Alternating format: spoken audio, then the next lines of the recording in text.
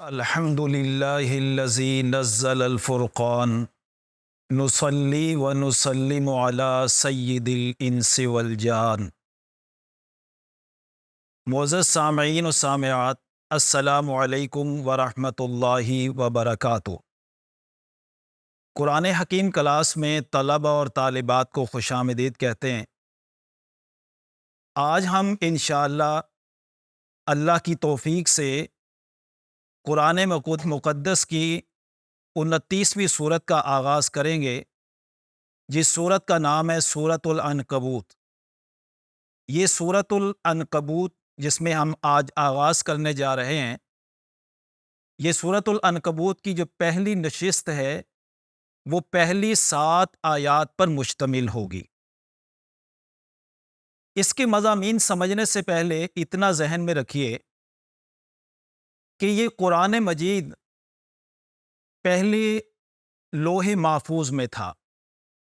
زمین و آسمان کی تخلیق سے 2000 سال پہلے اللہ نے اس کو لوح محفوظ میں رکھ دیا تھا۔ وہ محفوظ تختی جو جنوں کی دسترس سے بہت دور ہے، محفوظ ہے، اور کمی بیشی سے بھی محفوظ ہے۔ پھر یہ رمضان المبارک میں شب قدر میں پورے کا پورا قرآن پہلے آسمان پر نازل کر دیا گیا۔ پھر وہاں سے قمری 23 سالوں میں رفتہ رفتہ زمین کی طرف نازل کیا گیا، اور زمین پر نبی محترم صلی اللہ علیہ وسلم کے قلب مقدس پر نازل کیا گیا۔ نزلہ علی قلبک بإذن اللہ۔ چونکہ قرآن مقدس اپنا ایک ثقل رکھتا ہے، بوجھ رکھتا ہے، تو نبی پاک صلی اللہ علیہ وسلم کے سینے کو اور دل کو قوی تر بنانے کے لیے کئی مرتبہ شق صدر کیا گیا، اور پھر اس کے بعد 23 قمری سالوں میں اس کو قرآن کو آپ کے قلب مقدس پر نازل کر دیا گیا۔ آپ صلی اللہ علیہ وسلم پہ تھوڑا تھوڑا اترتا رہا۔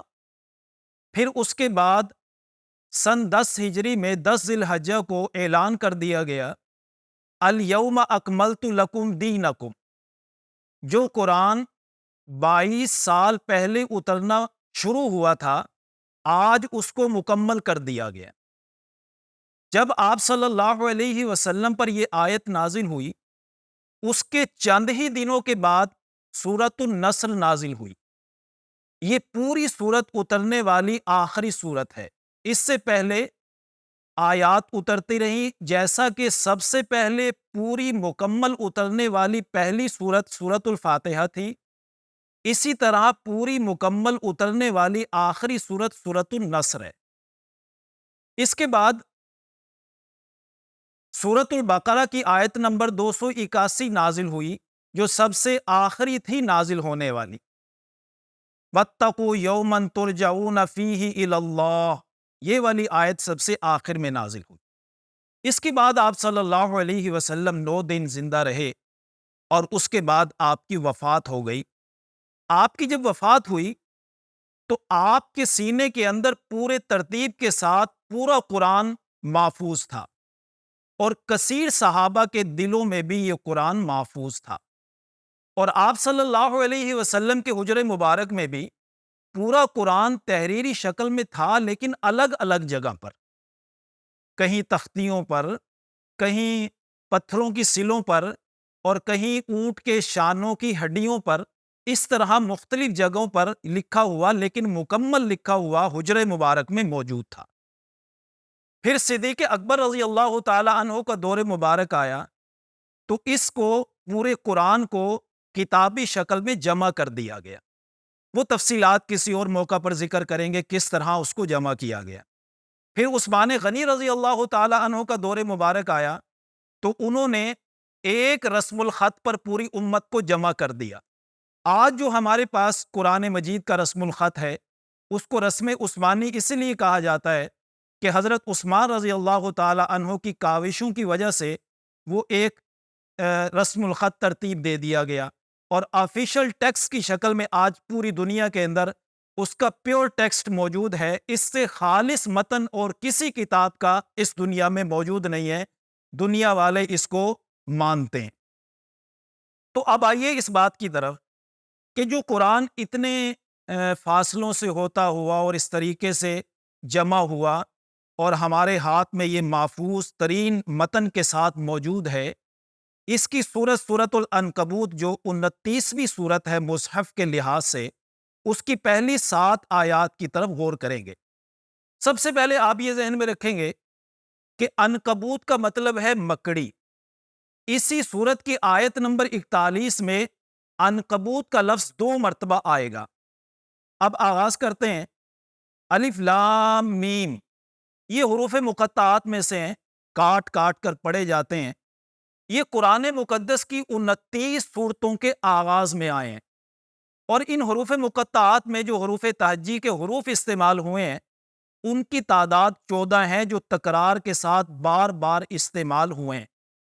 اور مزے کی بات تو یہ ہے کہ 29 سورتوں کے آغاز میں آئے ہیں، اور ایک قول کے مطابق حروف تہجی کی تعداد بھی 29 ہی ہے۔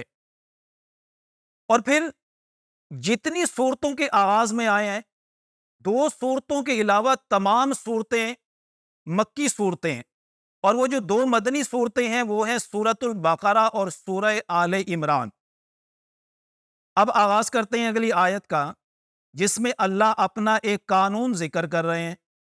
احسب الناس ان یترکوا ان یقولوا آمنا وهم لا یفتنون، کیا لوگوں نے یہ سمجھ رکھا ہے کہ وہ چھوڑ دیے جائیں گے اتنا کہنے سے کہ ہم ایمان لائے، اور وہ کیا آزمائے نہیں جائیں گے؟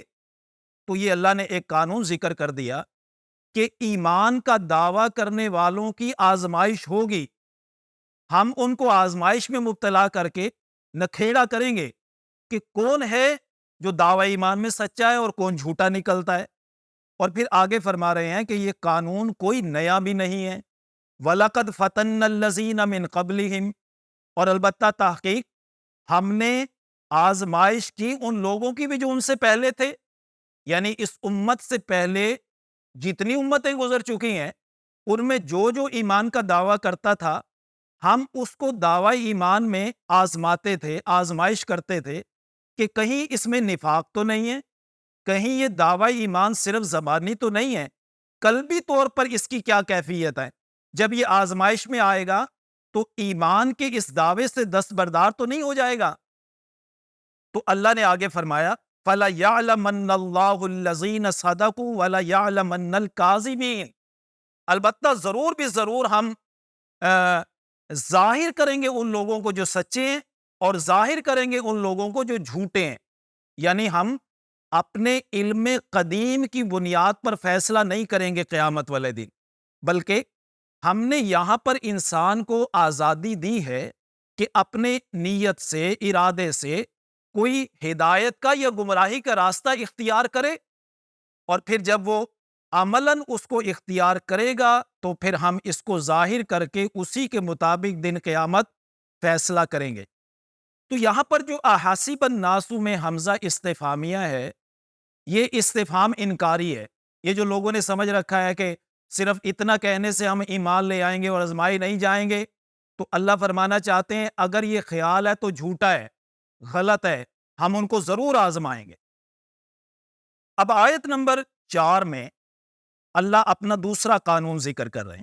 ام حسب الذین یعملون السیئات ان یسبقونا، کیا لوگوں نے یہ گمان کر لی ہے جو عمل کرتے ہیں برے کہ وہ ہم سے سبقت لے جائیں گے؟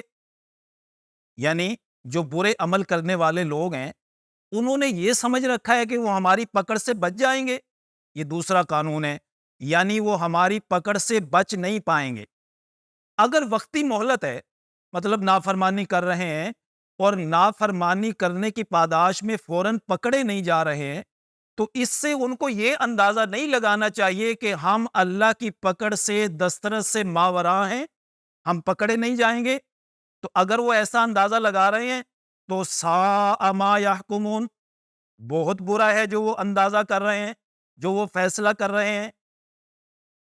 اگلی 3 آیات میں اللہ انہی باتوں کے بارے میں کچھ ترغیب و تشویق دلا رہے ہیں اللہ فرما رہے ہیں من کان یرجو لقاء اللہ فإن اجل اللہ لآت، جو اللہ سے ملاقات کی امید رکھتا ہے تو وہ سن لے کہ بے شک اللہ کا جو مقررہ وقت ہے وہ آنے والا ہے۔ تو وہ ان کو چاہیے کہ آزمائشوں میں احکام الہی پر صبر و استقامت اختیار کریں۔ اس دنیا میں پریشانی آ رہی ہے، آزمائش کی وجہ سے رکاوٹیں آ رہی ہیں، تکلیفوں میں مبتلا ہو رہے ہیں، پریشانیوں میں مبتلا ہو رہے ہیں، تو ان کو یہ سوچ کر ان پر استقامت اختیار کرنی چاہیے کہ وقت ایک ایسا آنے والا ہے جو مقررہ ہے، جس میں ہم نے اپنے رب سے ملاقات کرنی ہے، تو وہاں اللہ ہمیں بہترین اجر عطا کریں گے۔ وَهُوَ السَّمِيعُ الْعَلِيمُ، اور وہ سننے والا ہے، جاننے والا ہے، کوئی قول اور فعل اس سے پوشیدہ نہیں ہے۔ ہر کسی کی کارکردگی اس کی نظروں میں ہے، اس کو وہ اچھی طرح جانتا ہے، اسی کے مطابق آخرت میں صلہ عطا کرے گا۔ اب آگے اللہ ایک بات بڑی اس انداز میں ذکر کر رہے ہیں کہ آزمائشوں میں جو شخص بھی کوشش کرے گا اور احکام الہی پر استقامت اختیار کرے گا تو وہ اصل میں اللہ پہ تو احسان نہیں کرے گا، وہ اپنا فائدہ کرے گا۔ تو فرمایا وَمَنْ جَاهَدَ فَإِنَّمَا يُجَاهِدُ لِنَفْسِهِ، جو کوئی کوشش کرے گا تو وہ کوشش اپنے فائدے کے لیے کرے گا، کسی پر اس کا کوئی احسان نہیں۔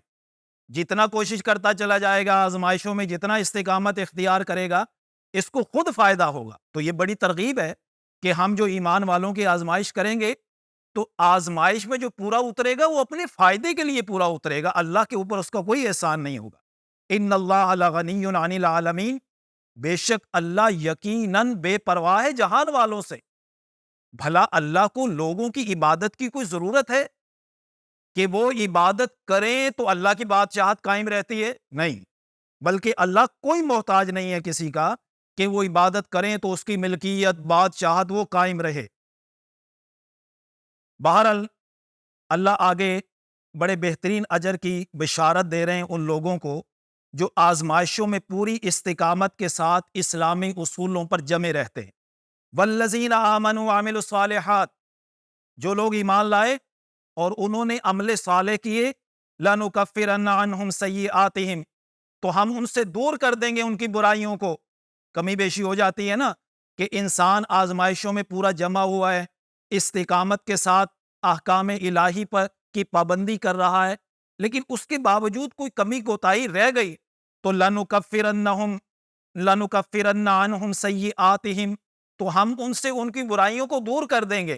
نہ صرف یہ کہ برائیاں دور کریں گے بلکہ وَلَنَجْزِيَنَّهُمْ أَحْسَنَ الَّذِي كَانُوا يَعْمَلُونَ، لازماً ہم ان کو بہترین بدلہ عطا کریں گے ان کاموں کا جو وہ کیا کرتے تھے۔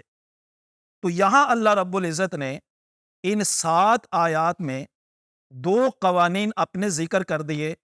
ایک قانون کہ جو ایمان کا دعویٰ کریں گے ہم ان کی آزمائش کریں گے، دیکھیں گے اپنے دعوے میں کون سچا اور کون جھوٹا ہے۔